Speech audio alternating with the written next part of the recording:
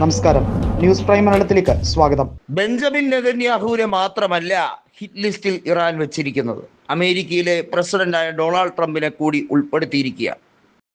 Iran വളരെ വ്യക്തമായി തന്നെ ഖാസിം സോലമേനിയുടെ മരണത്തിന് ശേഷം, അതായത് അദ്ദേഹത്തിനെ വധിച്ച സമയത്ത് വളരെ വ്യക്തമായി അമേരിക്കയിലേക്ക് മരണം എന്ന രീതിയിൽ ഇറാനിൽ നടന്നൊരു വലിയ പ്രക്ഷോഭ റാലി ഉണ്ടായി.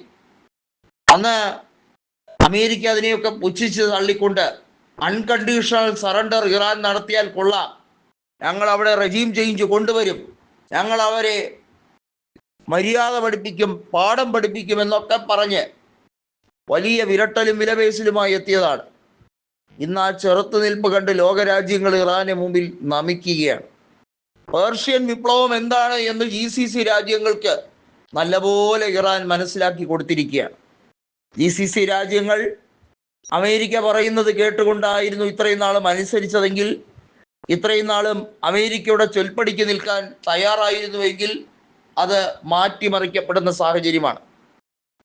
ബ്രിക്സ് രാജ്യങ്ങൾ മറ്റ് തീരുമാനങ്ങളിലേക്ക് പോകുന്നതും അമേരിക്കയ്ക്ക് കടുത്ത വെല്ലുവിളിയാണ്. ട്രംപിനുള്ള ശവപ്പെട്ടി തയ്യാറാക്കി കഴിഞ്ഞിരിക്കുന്നു എന്ന രീതിയിൽ തന്നെയാണ് ഇറാന്റെ പ്രസിഡന്റായ മസൂദ് പെസക്സിയാൻ വളരെ വ്യക്തമായി പറഞ്ഞിരിക്കുന്നത്.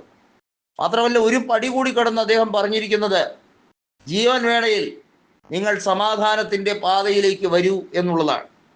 അതായത് ഏതാക്രമണവും ഏതൊക്കെ രീതിയിലാണ് സംഭവിക്കാൻ പോകുന്നതെന്ന് മനസ്സിലാക്കാൻ പോലും കഴിയാത്ത വിധത്തിൽ അമേരിക്കയുടെ പ്രഡിക്ഷനുകൾ, അമേരിക്കയുടെ കണക്കൂട്ടലുകൾ മുഴുവൻ തെറ്റിച്ചുകൊണ്ടുള്ള നീക്കമാണ്.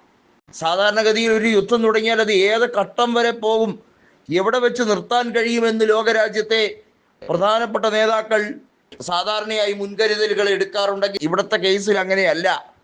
കണക്കൂട്ടലുകൾ മൊത്തമേ തെറ്റിയിരിക്കുന്ന അവസ്ഥയാണ്. ഡൊണാൾഡ് ട്രംപിന് ഇനി എങ്ങനെ ഈ യുദ്ധം അവസാനിപ്പിക്കണമെന്ന് വളരെ വ്യക്തമായി അറിയില്ല എന്നുള്ളതാണ്. നെതന്യാഹു ഒളിച്ചിരിക്കുകയാണ്. ട്രംപിന്റെ ചിറകിലേറി ഇനി എത്ര നാൾ ഇസ്രയേൽ എന്ന രാജ്യം വിലസി നടക്കും?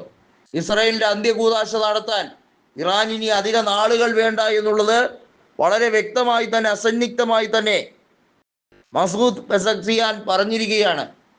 ഇറാൻ പ്രോക്സി ഗ്രൂപ്പുകളെ ഉപയോഗിക്കുകയാണെങ്കിൽ വീണ്ടും ഇസ്രയേലിന് വലിയ ആഘാതമുണ്ടാകും.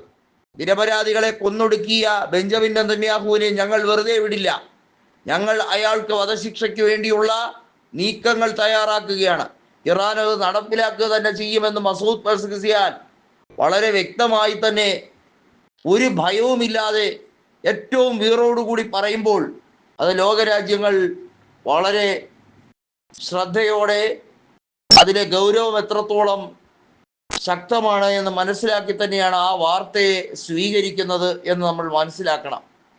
അടുത്ത നാളുകളിൽ ഒന്നും കണ്ടിട്ടില്ലാത്ത രീതിയിലുള്ള ഊർജക്ഷാമം ലോകരാജ്യങ്ങളെ നിർണായകമായി ബാധിച്ചിരിക്കുന്നു.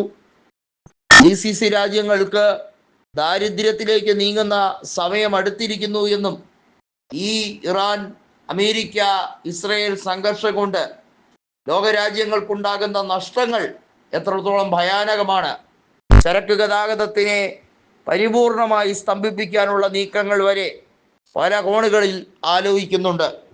ഇറാൻ അവരാൽ കഴിയുന്നത് ചെയ്യുന്നു, റഷ്യയും അവരാൽ കഴിയുന്നത് ചെയ്യുന്നു.